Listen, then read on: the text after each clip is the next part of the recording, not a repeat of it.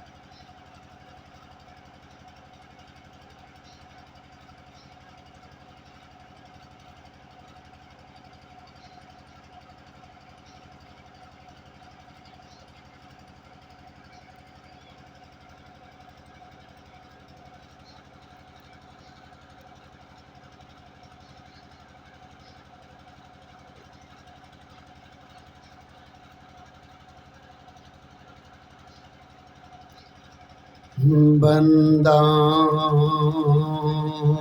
गुरुपद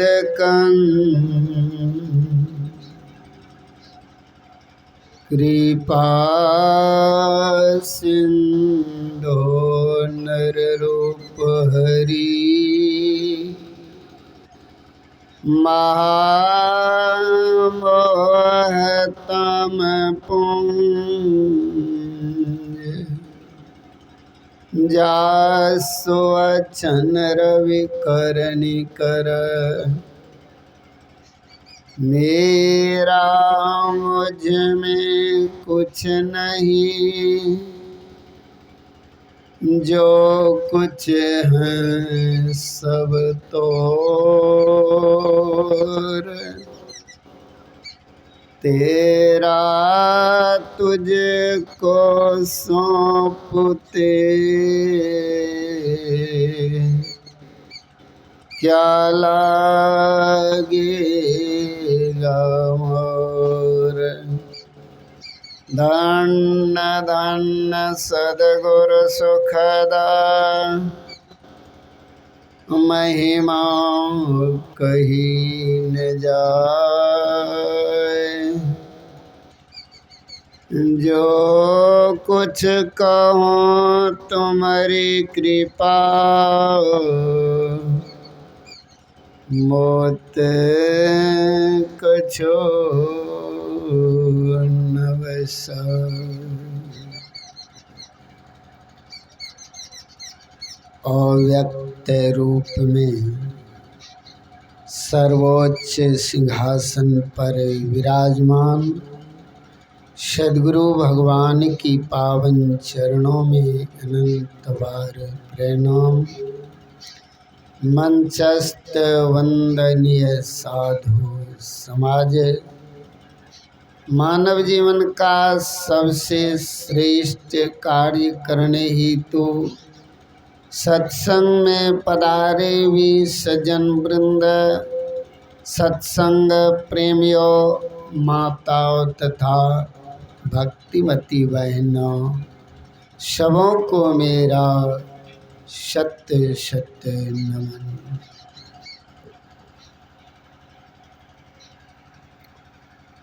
अभी हम सब संत मत सत्संग में उपस्थित होकर संत महापुरुषों की वचनों को सुन रहे थे। संत महापुरुषों की वचन को अमृत कहा। जिन मुखारविंद से यह अमृत हम सबको सुनने को मिला है, ऐसे सगुण साकार रूप में ब्रह्म ही है। ऐसे ब्रह्म को जानने के लिए हम लोगों को जो सगुण साकार रूप में ब्रह्म हैं, ऐसे ब्रह्म को सब कोई पहचान नहीं सकते। इसीलिए अभी जो हम सबों ने सुना, अव्यक्त से भी श्रेष्ठ पुरुष है। हमारे गुरु महाराज पुरुष के संबंध में पदावली में कहते हैं, सत्य पुरुष की क्या कीजिए, आरती कीजिए ना। असत्य क्या है? सत्य ही ब्रह्म है। वे ही ब्रह्म जब अव्यक्त है। अव्यक्त का क्या मतलब? अव्यक्त का मतलब होता है जो दिखाई नहीं पड़े। इस आंख से हम ब्रह्म को देख ही नहीं सकते ना। जब इस आंख से ब्रह्म को नहीं देख सकते तो सत्य पुरुष को कैसे देख सकते? असत्य पुरुष क्या है? ब्रह्म को ही सत्य पुरुष कहते हैं। किसको कहते हैं? ब्रह्म को ही सत्य पुरुष कहते हैं। ऐसे पुरुष की गुरु महाराज कहते हैं आरती। उस आरती में पढ़िएगा और क्या क्या लिखा हुआ? सत्य पुरुष की आरती कीजिए ना। और क्या है? हृदय ना, हृदय। ये क्या है? भगवान शिव का निवास कहाँ है? हृदय चक्र। अब भगवान शिव के मंदिर में जाते हैं तो क्या है? शिवलिंग के नीचे थाल बना हुआ ना। हमारे गुरुराज कहते हैं सत्य पुरुष की आरती की जाए, हृदय अधर को थाल सजी जाए ना। थाल।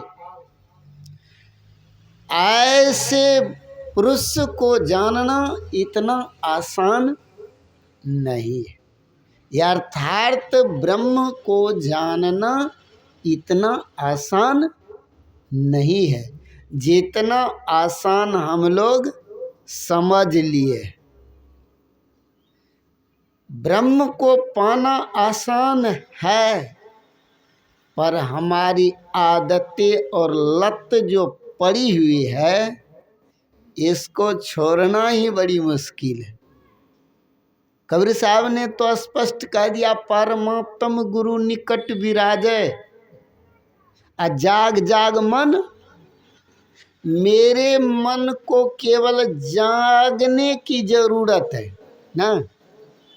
जब तक हम सोए हुए हैं तब तक हमें संसार दिखता है, परमार्थ नहीं दिखता। परमात्मा को देखना है तो आपको जगना होगा। आप सोए हुए हैं। आप कहाँ सोए हुए हैं? गोस्वामी तुलसीदास जी महाराज लिखते हैं, मोह निशा सब सोवनी हारा, देखिए स्वप्न अनेक प्रकार। हम सब के सब मोह के नशे नशे का अर्थ यहाँ पर क्या है? अज्ञान। अज्ञान है।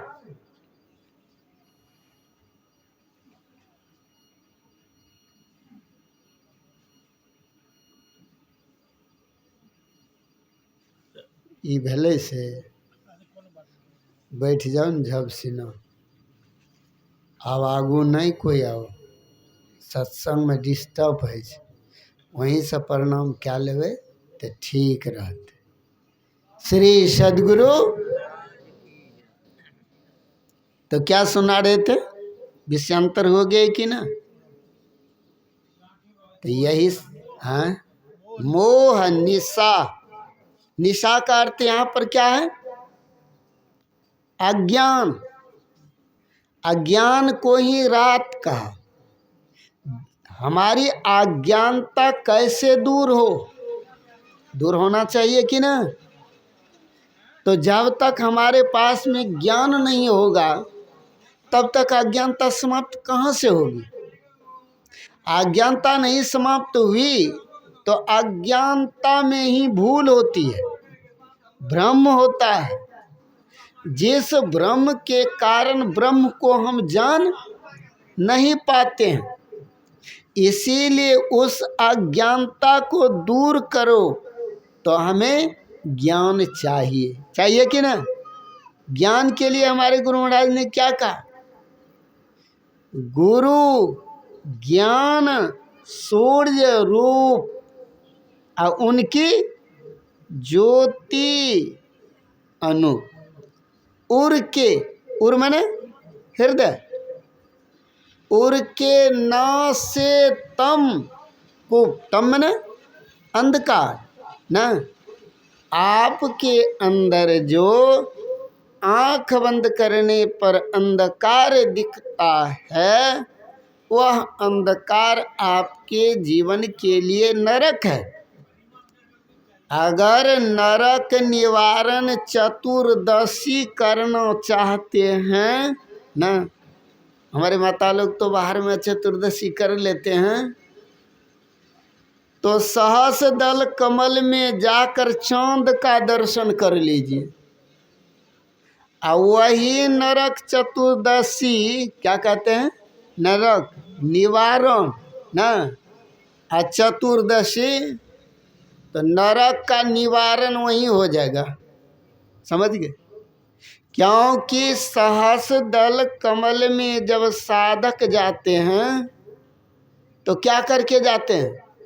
अंधकार मंडल को पार करके जाते हैं, है कि ना? गुरु महाराज कहते हैं अंधकार मंडल को पार करके प्रकाश मंडल के प्रथम स्थान का स्थानीय दर्शन करते हुए ज्यों आगे बढ़ते हैं, त्यों ज्योतिर्मय स्थान का दर्शन होता है। उस ज्योतिर्मय स्थान का ही नाम सहस दल कमल है। सहस दल कमल में चांद और तारे का दर्शन होता है। गुरु महाराज ने कहा छट छट छट छट बिजली छट के भोर के तार दिखाता है। चंदा उगत उदय हो रवि हो, अधूर शब्द मिल जाता है। ऐसे साधकों को शब्द भी मिलता है और प्रकाश भी मिलता है। जब हम अंधकार मंडल को अर्थात अपनी अज्ञानता को दूर कर लिया, कैसे? ज्ञान का जब सूर्य उदय होगा तभी अज्ञानता की रात्रि समाप्त होगी। समझ में आ रहा है? तभी अज्ञानता की रात्रि समाप्त होगी। जब तक रात्रि रहेगी तब तक दिखेगा नहीं, कुछ भी दिखाई नहीं देगा। अगर जो कोई देखना चाहते हैं, नरक निवारण करना चाहते हैं, वे सब अपने जीवन में पाप कर्मों को छोड़ दो। क्या करें? पाप कर्मों का जब तक पूर्ण रूपेण से तिलांजलि नहीं होगा तब तक याद रहे हमारे जीवन में ऐसे पुण्य कर्मों के द्वारा जो ज्ञान की दीप जलाया जा सकता है अपने अंदर में जो प्रकाश को उगाया जा सकता है, हम देख सकते हैं, उस प्रकाश से प्रकाशित हम होने के लायक तभी बन पाते हैं जब हमारे जीवन में संपूर्ण रूपेण से पाप नष्ट हो जाता है। लेस मात्र के लिए आपके अंदर अगर पाप रह गया, जीवन उजियाला नहीं होगा। साफ साफ सुन लीजिए, ये नहीं जो थोड़ा मोरा रहने दो सो भी नहीं, थोड़ा विष्टा हजारों मन दूध को क्या करेगी। जैसे थोड़ी सी खटाई हजारों मन दूध को क्या करेगा, फाड़ देगा कि नहीं। कितना सुंदर भोजन हो, थोड़ी सी विष्टा पड़ जाए, क्या खाया जाएगा, नहीं खाया जाएगा। वैसे ही अगर आपने जीवन को चाहते हैं हम उजाला करने के लिए, तो इस जन्म में समझ लीजिए, इस जन्म का जो यह शरीर है, इन शरीर से मेरे को पाप कर्म नहीं होना चाहिए। और पाप में हमारे गुरु महाराज ने कहा 5 पाप से हरदम खूब बचते रहो, है कि ना। हाय एक झूठ, नशा है, दोसर तीसर नारी पर के हो, और चौथी चोरी, और पंचम हिंसा, इन्हें दिल से अलगाहो ना। ये जब तक 5 पापों का त्याग नहीं होगा और 5 कार्य आपसे नहीं हो रहा है, 5 का त्याग और 5 का आरंभ भी हमारे जीवन में होना चाहिए।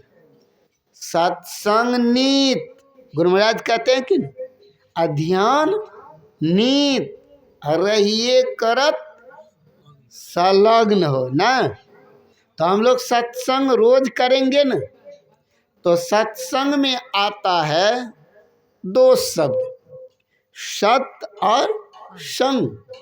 सत्य कहते हैं ब्रह्म को, ब्रह्म का संग जिस दिन हो जाए उस दिन हम सब सत्संगी हैं। क्या होंगे, सत्संगी। उसी दिन हम सत्य का जब संग कर लेंगे तो उसी दिन मेरा सत्संग होगा, है कि नहीं।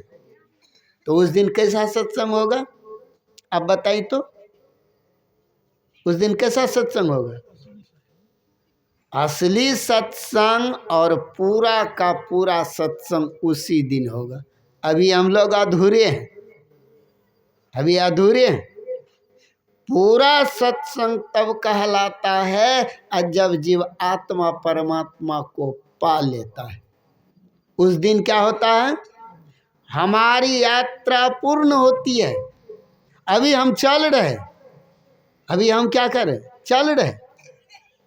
इसलिए कहा बैठे न रास्ता काटा, चलते न बात पाई।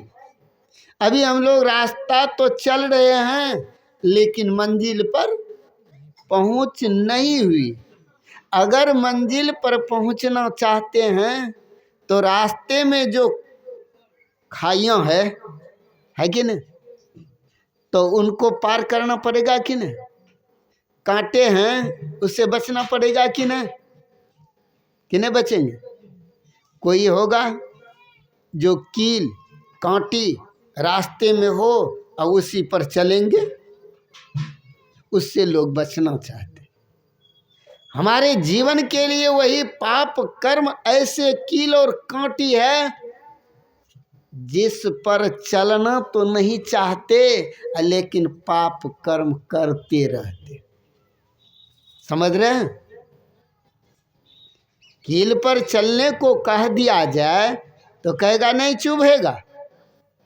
लेकिन ऐसे ऐसे कर्म होते रहते हैं हमारे जीवन में, उससे भी बड़ा बड़ा कील हमें ठोका जाता है। प्रभु ईसा मसीह की इतिहास को देखिए, हैं? शत्रुओं ने उनको सूली दी कि नहीं दिया, लेकिन एक बार भी वह इस नहीं बोले। देखिए बोला क्यों? प्रभु ईसा मसीह ने अपने कहा, जा इस शरीर को जितना दंड देना है दे दो, लेकिन हमें कोई इसका परवाह ही नहीं है। अरे जिसको तू दुख देगा वो तो प्रभु में मिला हुआ है कि नहीं? ऐसे कर्म हम लोगों को हो जाए जो यह जीव आत्मा परमात्मा को प्राप्त कर ले, तो समझ लीजिए और किए हुए जो शुभ और अशुभ कर्म है वह तो आएगा इस शरीर में भोगने के लिए, लेकिन ऐसा रहेगा इसमें ताकि कोई कष्ट, दुनिया देखेगी बड़ा कष्ट है, लेकिन उनको कष्ट सा मालूम नहीं पड़ेगा। एक बार गुरु महाराज के पास गए एक भक्त, तो देखे गुरु महाराज को, तो गुरु महाराज क्या किए थे, तो बढ़िया अस्वस्थ देखकर उसके मन में हुआ, जो गुरु महाराज इतना अस्वस्थ है, कोई तो है नहीं बगल में, कौन देख रेख करेगा, सेवा करेगा, है ना?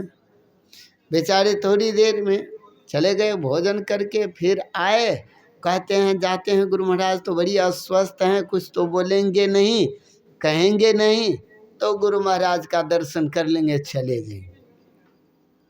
गए उधर से तुरंत तो भोजन करके, और देखते हैं गुरु महाराज छड़ी लेकर के अपने ही कमरा में टहल रहे हैं। उसका होश का ठिकाने नहीं रहा। कहा गुरु महाराज अभी इतना अस्वस्थ थे जो मेरे मन में, तो गुरु महाराज ब्रह्म है, मेरे कहने का भाव है, ऐसी स्थिति जो साधकों को पता ही न चले, जो शरीर में हमें भोग रहे हैं, इसका अनुभव वह नहीं करता है। कौन नहीं करता? ऐसे जो सत्य पुरुष होते हैं, समझ गए, जो ब्रह्म ही सगुण साकार रूप में आते हैं। गोस्वामी जी लिखते हैं, निर्गुण ते यही भांति बर, सगुण जान नहीं कोई। सगुण को कोई आज तक जाना ही नहीं है, सगुण को आज तक कोई जाना ही नहीं है। आप जाने हैं सगुण को? नहीं जाने? संत महापुरुष कहते हैं सगुण जान नहीं को, निर्गुण सगुण ना चरित, असुनि मुनि मन भ्रम होय। मुनियों के भी मन में भ्रम हो जाता है। ऐसे निर्गुण निराकार ब्रह्म जब सगुण साकार रूप में आते हैं, है कि नहीं?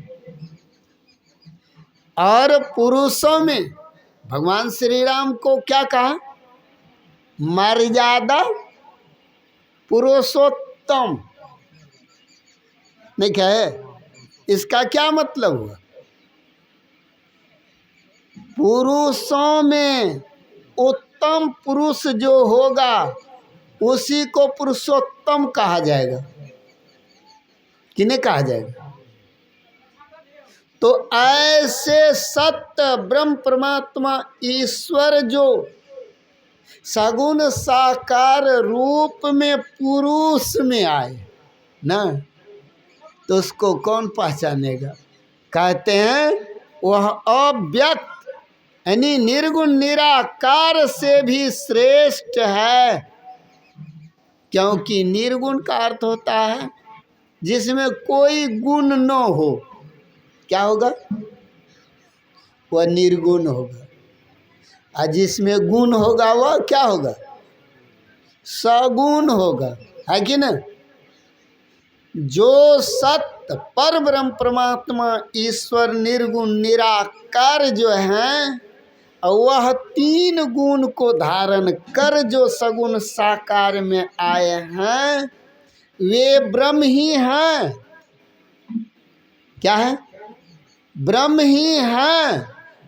पर उनको देख देख कर हम सब के मन में भ्रम उत्पन्न होने लगा, ये ब्रह्म नहीं है कि ना। किन किन को भ्रम हुआ ब्रह्म में, बताएं? हैं? कागभूषणी जी को भी भ्रम हुआ कि ना? हैं? ये राम नहीं है। सती को भी भ्रम हुआ कि नहीं हुआ? जो ये ब्रह्म नहीं है। हम सब के सब को भ्रम हुआ है, इसीलिए ब्रह्म का दर्शन अभी तक नहीं हुआ है। सही है कि गलत है? हमारे सदगुरु महाराज साक्षात ब्रह्म ही हैं, है कि नहीं? हम सब को भ्रम लगा हुआ है, इसीलिए भजन नहीं करते हैं। जब भजन नहीं करते हैं तो फिर भोग समाप्त कहाँ होता है? जन्म और मृत्यु के चक्र में हम सब के सब पड़े हुए हैं कि ना। तो वह भ्रम को पहले दूर कर लो। तो क्या कहा संत महापुरुष, क्या कहते हैं? करु सत्संग अभरमगर। तो आप सत्संग करेंगे तब तो भ्रम दूर होगा। असत्य को जब तक जानेंगे नहीं तब तक उनको पहचान कैसे होगी? जाने बिना नहीं होत प्रतीति, बिन प्रतीति होई नहीं प्रीति, प्रीति बिना नहीं भक्ति होती है कि ना। तो उन ब्रह्म परमात्मा ईश्वर को आप जानने के लिए जाओगे तब तो जान पाओगे। जानने के लिए जेबे नहीं करते हैं तो कैसे जानेंगे बाबा? आप सो पहले बताइए। जानने की इच्छा रखेंगे तब तो जानेंगे। जानने की इच्छा भी नहीं रखते हैं तो कैसे होगा बाबा? हैं? जानने की इच्छा भी हम लोग नहीं रख पाते हैं। इसलिए ऐसे ब्रह्म को जानना हम लोगों के लिए बेहद जरूरी है कि ना। क्योंकि हम उन ब्रह्म को जानने के लिए आए हैं, उन श्रेष्ठ पुरुष को जानने के लिए आए हैं। जो पुरुषों में जो उत्तम कहलाया, वे उत्तम पुरुष परमात्मा स्वयं आते हैं और जाते हैं और दुनिया को दिखा कर जाते हैं। फिर भी दुनिया वालों ने उन प्रभु को मेरे सामने से गुजर जाते हैं और उनको अब तक देख नहीं पाए, पहचान नहीं पाए, जान नहीं पाए। और जब चले जाते हैं तो हाय हाय हाय, वे तो ब्रह्म थे, अब उसी मूर्ति को लेकर के हम रहते हैं। ब्रह्म था लेकिन उनको मूर्ति पूछते पूछते तू भी मूर्ति बन जाते हो। हमारी बात समझ में आ रही है कि ना? हम भी वही काम करते हैं, हम भी वही काम करते हैं। जब बस ऐसे पुरुष सगुण साकार से फिर निर्गुण तत्व ब्रह्म में वह लीन होकर सर्वव्यापी हो जाते हैं, सब में रहने लग जाते हैं, तो अपने अंदर से ढूंढना छोड़कर और उसी मूर्ति में ढूंढना आरंभ कर देते है कि नहीं? उसी को नहलाओ धुलाओ पहनाओ ओढ़ाओ चुंदरी चंद सब कुछ चढ़ाते रहो, है कि ना? ऐसी से क्या कल्याण हो जाएगा? नहीं होगा। समझ गए? तो उन ब्रह्म परमात्मा ईश्वर को जानने के लिए हम लोगों को क्या करना चाहिए? जो श्रेष्ठ पुरुष है कि ना, तो ऐसे श्रेष्ठ पुरुष को जानने के लिए हम लोगों को साधना करना पड़ेगा, है कि ना। अब साधना करेंगे, सद्गुरु करेंगे तब, बिना सद्गुरु की साधना नहीं होगी।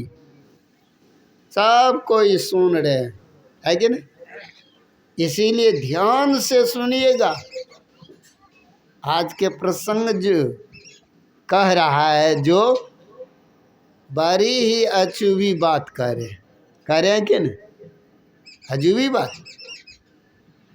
बिना सद्गुरु का आज तक कोई साधना किया है, इसलिए सद्गुरु ही इस जीव को पीव से मिलाता है, अर्थात परमात्मा से मिलाता है।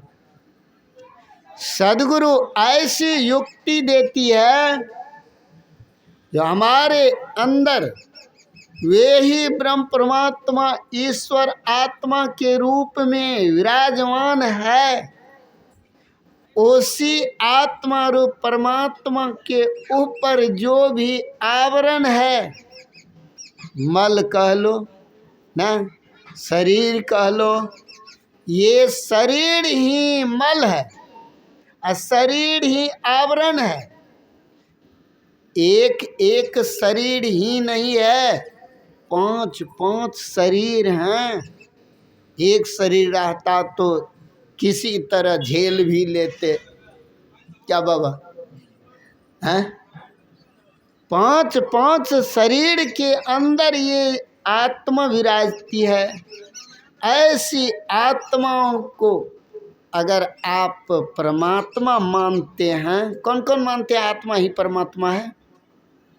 सब कोई कि कोई कोई?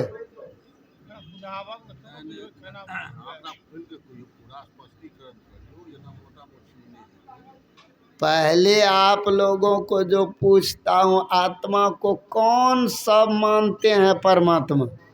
मानते हैं या नहीं, मेरा प्रश्न है ये।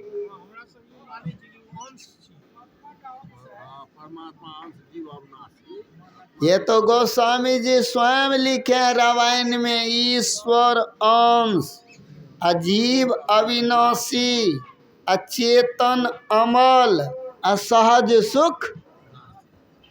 तो ईश्वर का अंश, अंश का क्या मतलब होता है? थोड़ा सा भाग। अंश का अर्थ ये होता है बाबा, जो ही वे हैं वे ही वे हैं, वही है वे भी, उसको अंश कहते हैं।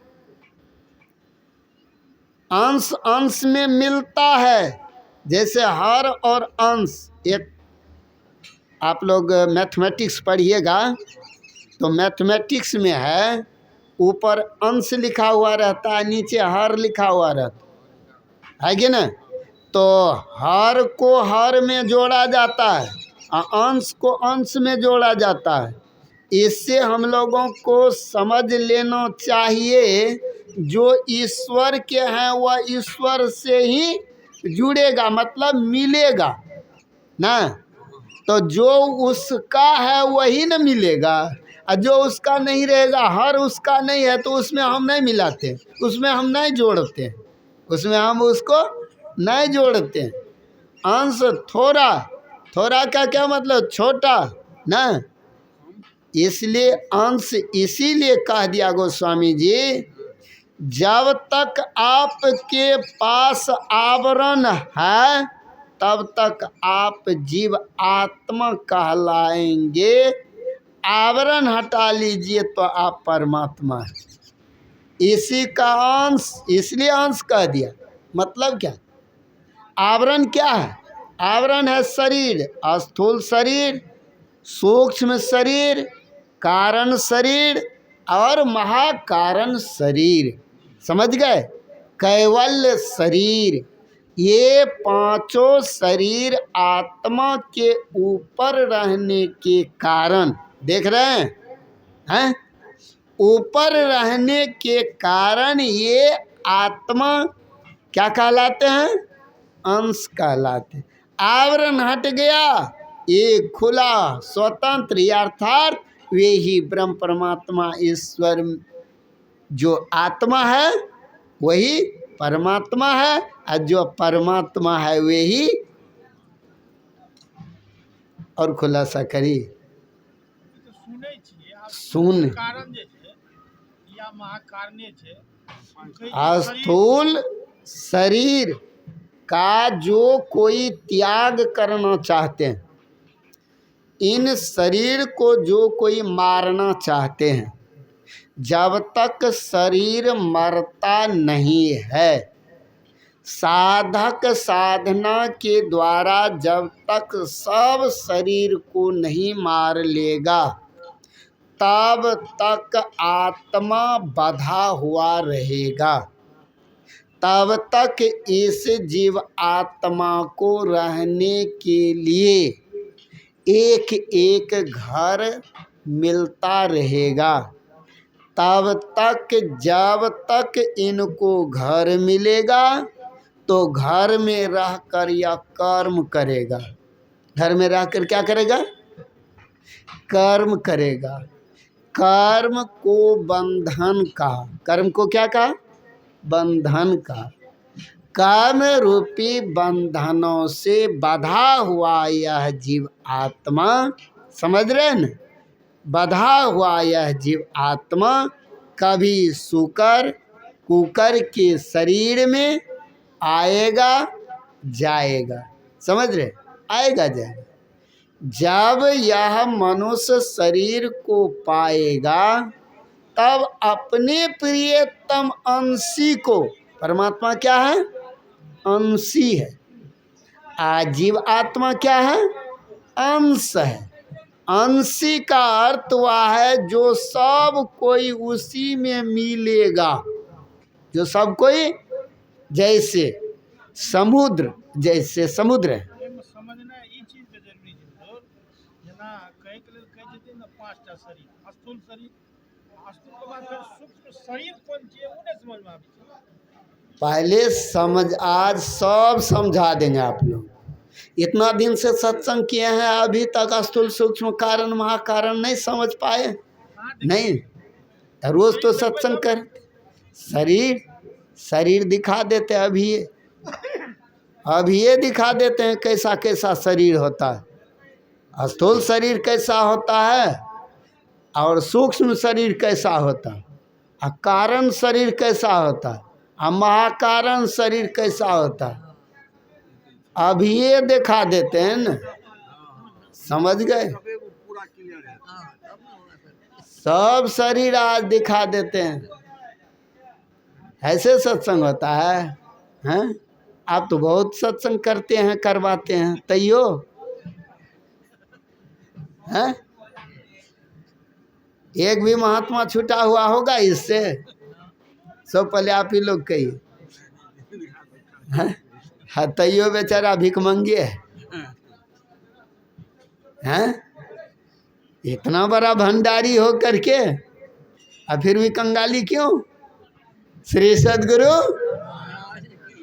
अच्छा चलो, सबको इतना आनंद ले ललको तोहर मोबाइल पर घर बैठे। श्री सदगुरु। तो सुन लीजिए, आज तो क्या समझा रहे थे अभी हम? पहले आप ही का उत्तर दे देते ना। स्थूल शरीर को आप देख रहे हैं कि नहीं देख रहे? यह स्थूल शरीर, आंख बंद करिए, क्या दिखाई देगा? अंधकार यानी अज्ञान। जैसे इस शरीर को आप देख रहे हैं तो इसमें नाक कान सब देख रहे हैं कि नहीं? जैसे इस शरीर में सब कुछ दिखता है उसी तरह पांचों शरीर में दिखता है, समझ गए? जिस तरह से अभी आप देख रहे हैं वैसे ही सब शरीर में है, सब शरीर में है। लेकिन फर्क इतना है, आप स्थूल को देख रहे हैं, किस चीज से देख रहे हैं? स्थूल आंख से देख रहे हैं। इसके लिए सूक्ष्म आंख नहीं है। अच्छा, सूक्ष्म आंख है कि नहीं? जैसे स्थूल आंख है तो सूक्ष्म भी होगा, क्योंकि सूक्ष्म के बिना स्थूल होता ही नहीं। सूक्ष्म के बिना स्थूल होता ही नहीं। तो याद रखिए, जो सूक्ष्म में जितना था, आ रही है बात समझ में, उतना स्थूल में हम देख रहे हैं, तो विश्वास करना ही पड़ेगा, करना ही पड़ेगा। जो, क्योंकि अंदर से बाहर आए हैं, तो बाहर में जिस स्थूल से आप देख रहे हैं, वैसे ही अगर स्थूल में जो हमारी आत्मा की शक्ति बिखर गई है, तो सूक्ष्म को देखने के लिए हमें बिखरी हुई शक्तियों को जिस दिन समेट लेंगे, जिस पल समेट लेंगे, तो सूक्ष्म आते सूक्ष्म जो भी शरीर है, उन सब शरीर को देख लेंगे। समझ गए? वह क्या है? वह सूक्ष्म शरीर को आप देख लेंगे। सूक्ष्म शरीर का मतलब हो गया, अब वह जान लीजिए ना, शरीर को तो जान लिए। अब जैसे अंधकार को आप साधना के द्वारा समाप्त कर लेंगे, तो ये स्थूल शरीर में जो अभी आपकी आसक्तियां बनी हुई है, ये सारी आसक्तियां आपकी खत्म हो जाएगी। समझ गए? इससे आपका मोह नहीं रह जाएगा। समझ लो, स्थूल देह का त्याग कर दिए, यानी अंधकार को खत्म कर दिए। समझ गए? अंधकार जैसे खत्म हो गया, समझ लो एक शरीर हमारा मर गया। कौन शरीर मर गया? स्थूल शरीर मर गया। अब इन आसक्ति जो होती है ना, इन शरीर संसार से आपकी आसक्तियां नहीं रहेगी। कौन किसका है, आपको कोई नाता नहीं रह जाएगा। समझ गए? केवल स्थूल के बाद ये सूक्ष्म जानने के स्थिर रहिए। पहले इस स्थूल को समझ लीजिए पहले पूरा, तब आ रहे हैं सूक्ष्म में। तो इसलिए स्थूल को तो अब समझ गए ना, जो ये स्थूल शरीर और संसार है, ये शरीर ही संसार है। इन शरीर से हमारी आसक्तियां, शरीर चाहे जो हो जाए, इससे हमको कोई मतलब नहीं, हमको परमात्मा से मतलब है ना। ये सब नश्वर है। अभी तो कह रहे हैं, अब प्रत्यक्ष ज्ञान हो जाएगा, वास्तव में यह नश्वर है। समझ गए? वास्तव में ये नश्वर है। अभी तो मुँह से न कह रहे हैं, मुँह से तो सब कोई कहते आ रहे, कह ही रहे, लेकिन समझ रहे हैं कहाँ? अगर जिस दिन समझ में आ जाए, उस दिन न कथनी और करनी जब मिल जाए तब न। नश्वर तो है, सब जानते ही हैं। जब नश्वर है तो फिर इनसे आसक्तियाँ क्यों? इनमें क्यों आसक्ति? जो मरा हुआ है मुर्दा से कौन प्रेम करता है? मुर्दा से कोई नहीं ना प्रेम करता है। तो फिर मुर्दा से कोई प्रेम नहीं करता, शरीर नश्वर है, मुर्दा है, मरा हुआ है, फिर इनसे क्यों आप प्रेम कर रहे हो? बताए ना, क्यों खा खा करके मोटा पलड़ा बना करके भोग करने में लगे रहते हैं? जोग क्यों नहीं करते? जब नश्वर है, मरा हुआ है, ये अवसर मिला है बहुत सारी। तो ये स्थूल शरीर को जान गए, तो स्थूल शरीर अंधकार यानी अज्ञान है। अब समझ गए? और सूक्ष्म शरीर प्रकाश है। सूक्ष्म शरीर क्या है? स्थूल शरीर क्या है? अंधकार। स्थूल क्या है? स्थूल क्या? अंधकार। सूक्ष्म शरीर क्या है? अब नहीं भूलेंगे सब कोई? केना के क्लास लेल जाए छै? बोलो नहीं। प्रकाश भी क्या है? परमात्मा स्वरूप है। प्रकाश को क्या कहा? परमात्मा का एक नाम क्या है? प्रकाश है कि नहीं? हमारे गुरु महाराज कहते हैं बजती है 5 नौबतें, सुनी एक एक को, अप्रति एक पे चढ़ी जाई के, अनिज ना है खोजना। मतलब 5 मंडल की बात कही। मंडल जब कहते हैं तो मंडल कहने में मंडलाकार होता है। मंडल में क्या मतलब? क्या आकार में जो होगा सो मंडल होगा, समझ रहे? वही मंडलाकार है, तो वही आकार में होगा। तो शरीर संसार है, चाहे वह स्थूल संसार हो अथवा सूक्ष्म संसार हो। सूक्ष्म संसार में भी आकार है, इसीलिए सारे शरीर संसार आकार मंडल को पार करो। पार गमन जो सार भक्ति है, लोहिया में धार, यही मानुष देह समैया में करू परमेश्वर में। जब तक साधना नहीं करेंगे, ऐसे साधना के लिए पूछते रहोगे, भटकते रहोगे, समझ में ही नहीं आएगी। समझ रहे हैं? इसलिए समझिए तो करिए, लाभ मिल जाएगा। नहीं करेंगे, सुनिए कर छोड़ देवे तब तो सुने किए देवे, तब के नहीं।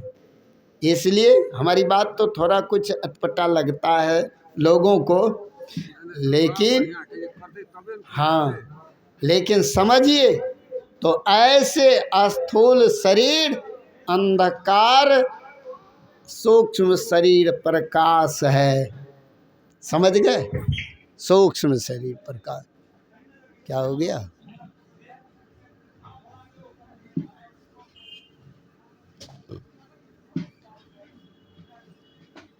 जल्दी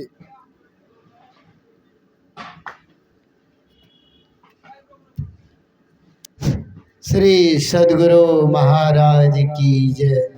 तो स्थूल समझ गए कि नहीं? और सूक्ष्म समझ गए? स्थूल में सूक्ष्म, सूक्ष्म के अंदर, स्थूल के अंदर क्या है? स्थूल के अंदर सूक्ष्म है, सूक्ष्म के भी अंदर। अब देखिए, अंदर अंदर चलेगा, नहीं तो केला के करपोच होगा। देख लीजिए, फाड़ते जी जो सबसे ऊपर में होगा वह स्थूल का है, उसको भी हटाते हटाते हटाते क्या होगा?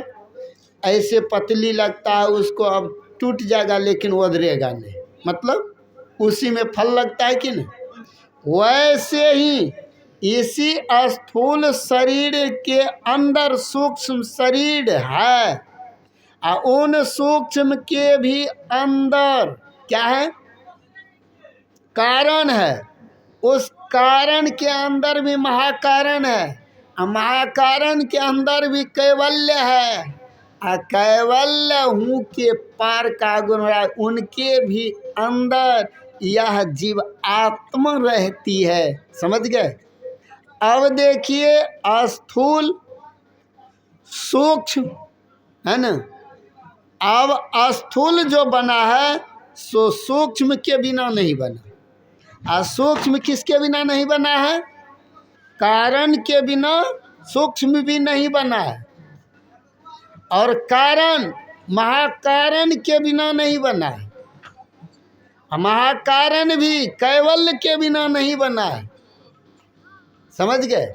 जैसे इतना मट्टी है, इतना मिट्टी है, तो इतना मिट्टी को क्या कहेंगे? इतना मिट्टी को क्या कहेंगे? है दोनों मिट्टी है, लेकिन उसको कहेंगे क्या? मिट्टी कहेंगे, लेकिन ना। वैसे ही है जीवात्मा, कारण और महाकारण। जैसे मिट्टी है, और मिट्टी की घड़ा है। मिट्टी क्या है और घड़ा क्या है? दोनों तो मिट्टी का ही, लेकिन मिट्टी को क्या कहेंगे, अघाड़ा को क्या कहेंगे?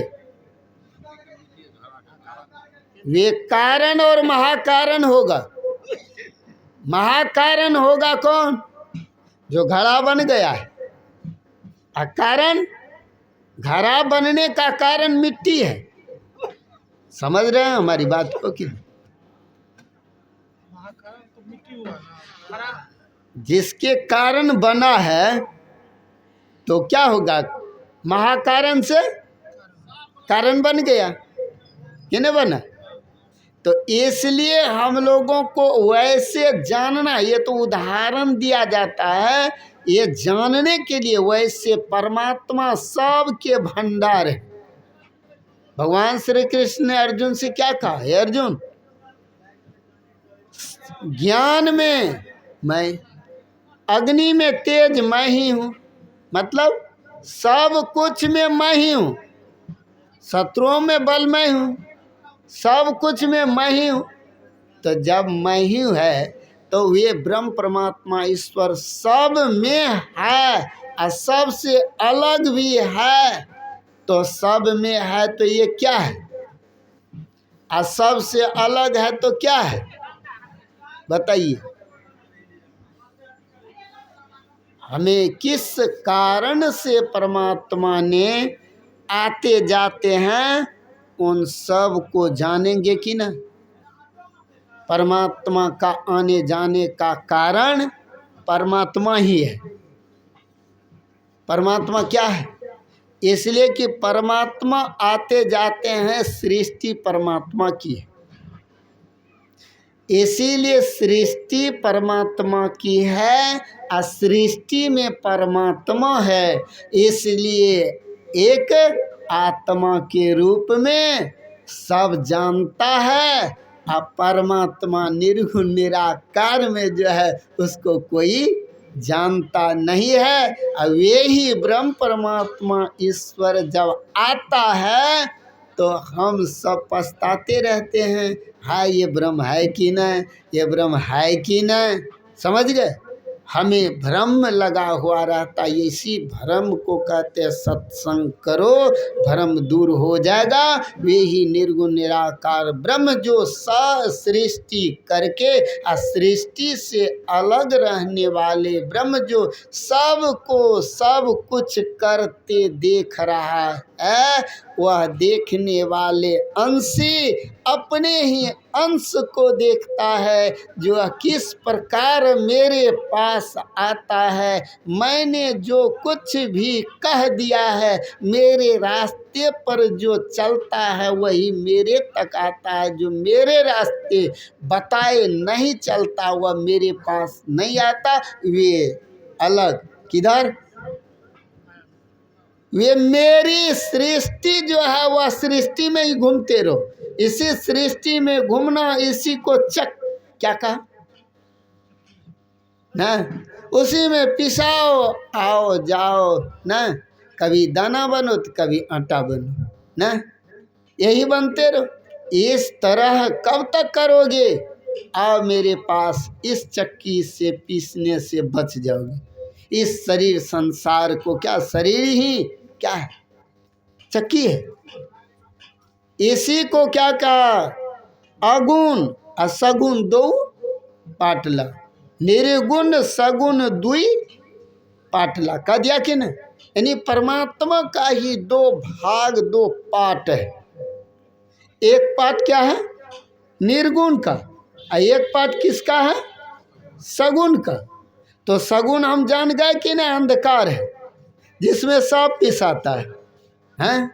और जो निर्गुण से निराकार में जानिए सूक्ष्म में चला, निर्गुण स्थूल सूक्ष्म ना, अकारण महाकारण केवल। तो स्थूल को तो जान गए, स्थूल सगुण है जो एक पाट है, जो वह नीचे में रहता है कि नहीं? और उसी का सगुण के बाद क्या? स्थूल के बाद सूक्ष्म, सूक्ष्म शरीर क्या? पाठ, यानी ऊपर वाला पाठ। अब बीच में क्या रहता है? कि वह इस ब्रह्म परमात्मा ईश्वर जो इस शरीर के अंदर है, इन शरीर का दो भाग, सगुण और निर्गुण। यानी ब्रह्म दो रूप में, एक रूप निर्गुण है और दूसरा रूप सगुण है। वही ना आते हैं सगुण साकार में, कि और कोई दूसरा है नहीं ना। तो दो पाठ हो गया। इसी बीच सदगुरु जो बारंबार आते जाते रहते हैं, वह ऐसा कील है, उसी कील को जो जीव पकड़ता है वही किसको प्राप्त होते हैं? पी परमात्मा ईश्वर को, अर्थात जिसका है उसी को वह प्राप्त हो जाते हैं। इसलिए शब्द जो है सो स्थूल सूक्ष्म कारण शरीर, क्या है? कारण शरीर। ऐसे साधक समास रूप में या विख्यात में भी जान लीजिए, स्थूल शरीर को पार करना है, मारना है, तो अंधकार मंडल को हटा लो। प्रकाश मंडल में गए तो समझ लो हमारा सूक्ष्म शरीर खत्म, अंधकार खत्म तो स्थूल खत्म, और प्रकाश में गए तो सूक्ष्म खत्म, शब्द में गए तो कारण खत्म। समझ रहे? शब्द मंडल में जाएंगे कि नहीं? 5 मंडल की अभी बात किए कि ना? तो 5 मंडलों में वो अंधकार भी मंडलीय है, और प्रकाश भी मंडलीय है ना, और शब्द भी मंडलीय है, और निशब्द भी मंडलीय है कि ना? और ये चारों मंडल तो ये 4 शरीर का ही कारण, वही चारों शरीर है। समझ गए? ये सब क्या है? शरीर ही है। कबीर साहब ने कहा छठा शरीर हंस का जानो। समझ गए? जैसे अंधकार का शरीर स्थूल को जान लिया है, वैसे प्रकाश के शरीर में जाओगे, प्रकाश में जाओगे तो वह भी प्रकाश सूक्ष्म शरीर को जानोगे, सूक्ष्माति सूक्ष्म ज्ञान की प्राप्ति होगी, जिस ज्ञान के कारण तुमको आना जाना बंद हो जाएगा। समझ गए? और प्रकाश मंडल में जो रह करके ज्ञान की प्राप्ति करते हैं उसी को ज्ञान कहते हैं। ऐसा ज्ञान जब हो जाए वैसे ज्ञान को ही गुरु कहते हैं, ऐसे ज्ञान को गुरु कहते हैं। लेकिन प्रकाश मंडल में जो रह करके ज्ञान की प्राप्ति करेगा वह गुरु कहलाए। समझ गए?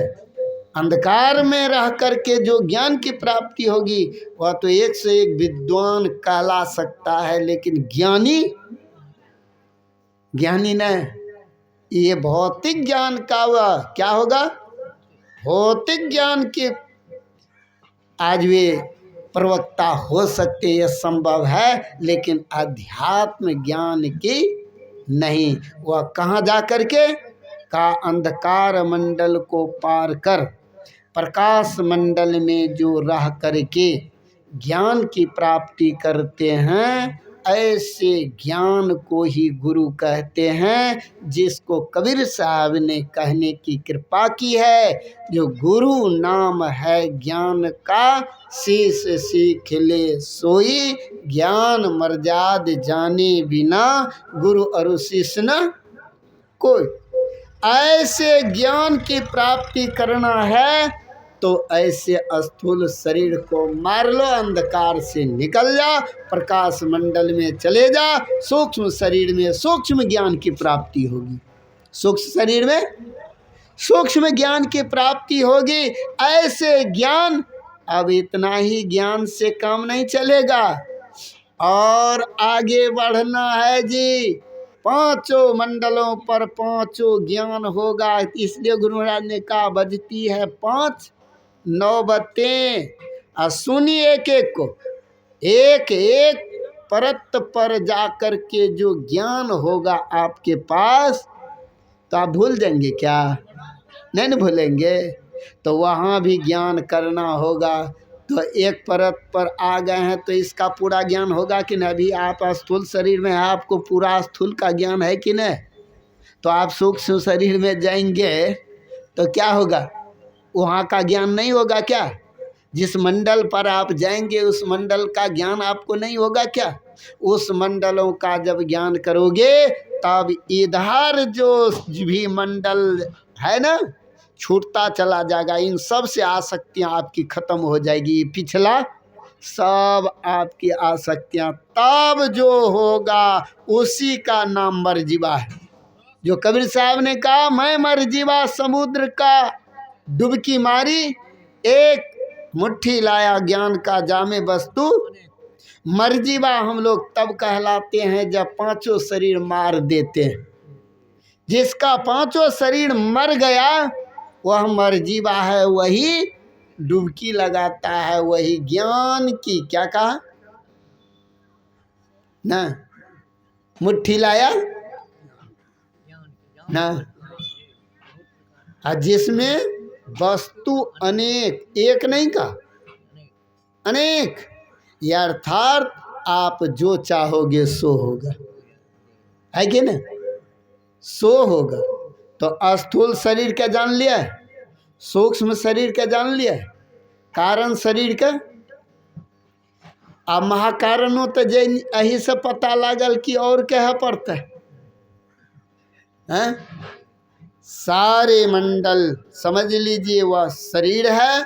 ऐसे ऐसे शरीर में ऐसा ऐसा ज्ञान होता है, समझ गए। जब पूरा का पूरा ज्ञान हो जाएगा, इन्हीं सब शरीर को आप टप जाएंगे, तब आप ही आप हैं। आप यही आत्मा क्या है तब, परमात्मा। अब समझ में आ गई। आत्मा, गुरु महाराज ने कहा आत्मा कहने से परमात्मा का बोध होता है। मतलब क्या, वैसे कह दिए। आत्मा का मतलब होता है सबकी जो आत्मा होगी उसको आत्मा कहते हैं, एक आत्मा नहीं है। इसी को आत्मा को भागवत में सर्व आत्मा कहा। सर्व आत्मा का मतलब सबकी आत्मा, सब में जो समान है उसका नाम है सर्व आत्मा। वे ही सर्व आत्मा ही परमात्मा है जो सब में है। इसलिए गुरु महाराज ने कहा सब में व्यापक, सब ते सब घट एक ही राम हो। आप समझ में आ गया। लाइव को बंद कर दो।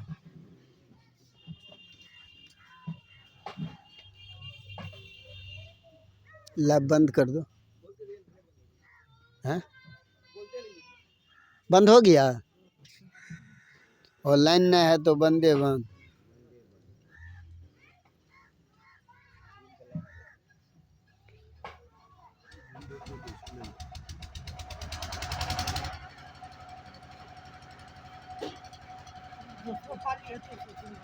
अब बंद कर दो।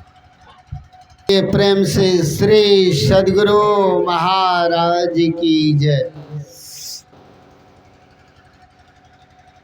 तो क्या सुना रहे थे।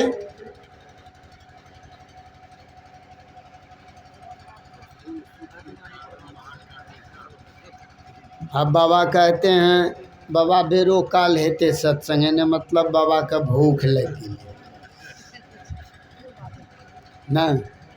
अच्छा सुन लीजिए, और 2-4-5 मिनट फिर विश्राम कर देंगे। देर काल आप लोग 1 बजे आप लोग आ जाइए। 1 बजे से आप लोगों को सुनाएंगे। 4 ही बजे ख़त्म हो जाएगा, ये भी जान लीजिए।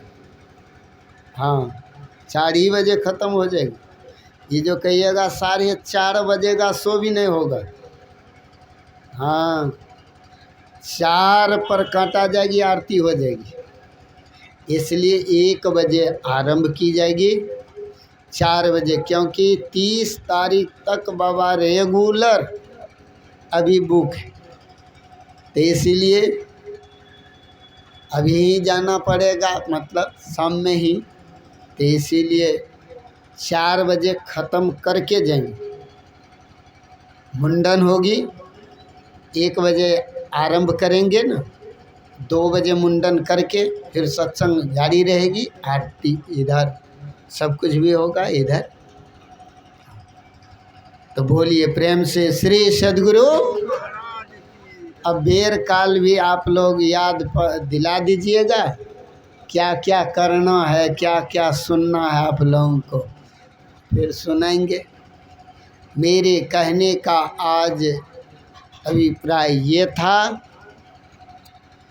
जो पुरुषों में उत्तम पुरुष, श्रेष्ठ पुरुष जो होते हैं वे ब्रह्म ही है, वे ब्रह्म परमात्मा ईश्वर जब इन सगुण साकार रूप में आते हैं हम सबको केवल ज्ञान देने के लिए, हमारे अंदर जो वह ब्रह्म की सृष्टि जो आवरण है, ऐसे आवरणों को हटा देने के लिए, कैसे हटाकर कैसे मेरे से मिल जाओगे, केवल यही ज्ञान देने के लिए वह 3 गुण का संग कर लेते हैं। जो सगुण साकार है वह निराकार ही आकार में आकर, साकार में आकर हम सब को जो ज्ञान दिया है वह ज्ञान का अवलोकन कर लेना चाहिए, यथार्थ उनकी वाणी को मान लेना चाहिए। समझ गए? उनकी वाणी को मान लेना चाहिए। उन वाणियों में हम सबको भ्रम नहीं होनी चाहिए। वह वाणी सत्य वाणी है।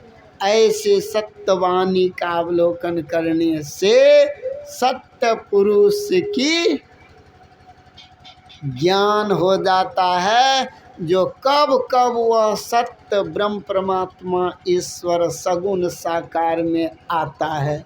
इसीलिए गोस्वामी जी ने कहा, जब जब होवे धर्म की हानि, बाढ़हि असुर अधम अभिमानी। जब जब पाखंडियों ने उन परम प्रभु परमात्मा की न, आज पाखंडबाजों ने पाखंड को उनकी सृष्टि में फैला देता है, उनकी ज्ञान की मर्यादा को क्या करते हैं, भंग कर देते हैं, धूमिल कर देते हैं। तब उन प्रभु को क्या कहा, तब प्रभु धरय विविध शरीरा, नहीं कह दिया? तब वे परमात्मा शरीर साकार रूप में आकर के यहाँ तक कि संहार भी करता, नहीं करते हैं? तब वे क्या करते हैं, संहार भी करते हैं। इसीलिए शिव का भी रूप धारण कर लेते हैं, सबका संहार अपने एक ही बार में कर लेते हैं। जैसे एक के बार में सृष्टि कर दिया तो एक के बार में उसको समेटने में भी विलम्ब नहीं लगता है कि ना? और फिर सृष्टि भी कर देता। यही उनकी मौज है। ऐसे मौज में अपनी भी मौज को मिला देना चाहिए कि ना? परमात्मा की मौज से ये सृष्टि होती है, हम सब रोज गाते हैं, ये प्रकृति द्वय उत्पत्ति लय होवे प्रभु की मौज से। उनकी मौज से जब हो गया तो अपना मौज क्यों लगाते हो, अपन मौज क्यों? इसलिए अपना कोई नहीं चलेगा, जो भी चलेगा उसी का चलेगा, हैं? क्योंकि सृष्टि उसका है, शरीर उसका है, शरीर में रहने वाला वही है। इसीलिए मेरा यहाँ कुछ भी नहीं है। इसलिए अपनी चतुराई मत करना, करोगे तो इसी तरह पीछे जाओगे। अगुन सगुन दोई पाटला तामे जीव पिसाद, आसे पासे जो रहे निपट पिसावे सोय, अकीला से लगा रहे ताको विघ्न न होय। ऐसे सदगुरु महाराज साक्षात ब्रह्म वह कील है। ऐसे सदगुरु से जो जीव चिपक गए वे शरीर को नहीं पा सकता, वे शरीर से मुक्त हो जाएंगे, जन्म और मृत्यु की चक्र से छूट जाएंगे। ऐसे सत्य पुरुष जो कि क्या कहा, इसीलिए अव्यक्त जो है ना, अव्यक्त, अव्यक्त से भी कहते हैं ना, परमात्मा अव्यक्त है, अनादि है, अनंत है, अजर है, अमर है, अविनाशी है, सब कुछ कहते हैं कि न। उन निर्गुण से भी बढ़ करके कौन होगा, सगुण। इसीलिए तो सगुण को समझ नहीं पाते हैं, समझ गए। और जिस दिन समझ जाएंगे उस दिन निर्गुण से विशेष महत्व सगुण साकार का होगा। इसलिए मूर्ति पूजा करते रह जाओगे क्या, उन सगुण को जानोगे हैं। बेर काल खूब व्याख्या होगी, आप लोगों को सुनाएंगे। अभी तो 10:30 बज गया, एक संत वाणी सुन लीजिए और फिर और संदेश है।